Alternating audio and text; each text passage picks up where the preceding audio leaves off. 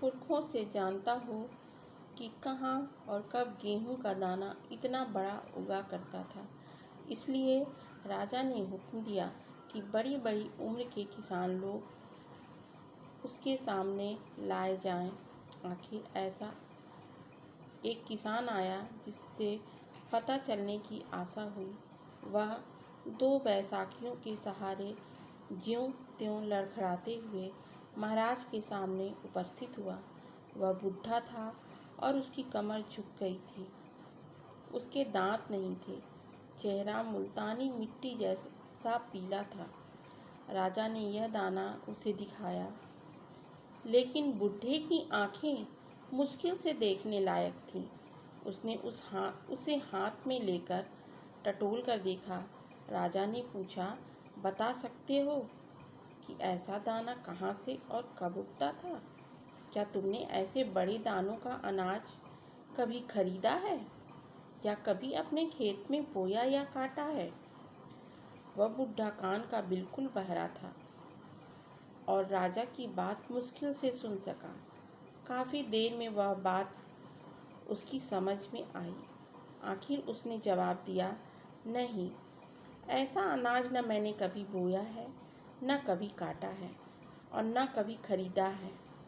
जब हम अनाज बेचा खरीदा करते थे, तब भी दाना जैसा आज है उतना ही छोटा होता था। लेकिन मेरे पिता से पूछकर देखिए, उन्होंने शायद यह सुना होगा कि ऐसा दाना कहाँ उगता था। राजा ने उसके पिता को लाने का हुक्म दिया। उसके पिता को खोजा गया और आखिर महाराज के सामने उसे लाया गया।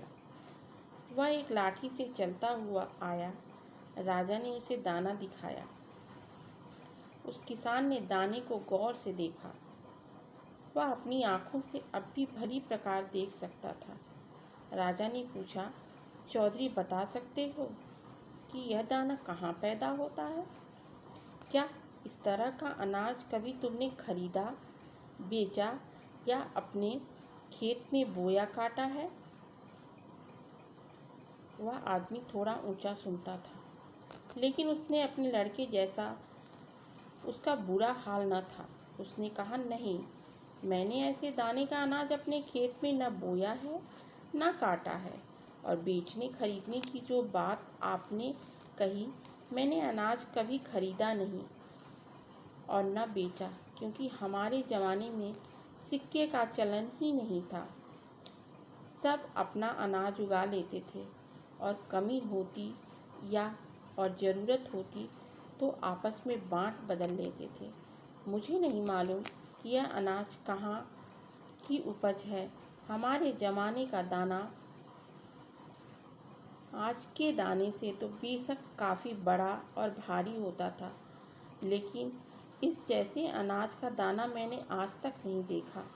मैंने अपने पिता को कहते सुना है कि उनके ज़माने में गेहूँ बहुत बड़ा होता था और एक दाने से बहुत सा आटा बन जाता था। आप उनसे पूछें। अब राजा ने इनके पिता को बुलवाया। खोज करने पर वह भी मिल गए और राजा के सामने लाए गए। वह बिना किसी लाठी के सहारे सीधे चलते हुए वहां आ गए। उनकी दृष्टि निर्दोष थी। उनके कान ठीक सुनते थे और बोलते भी वह साफ और स्पष्ट थे।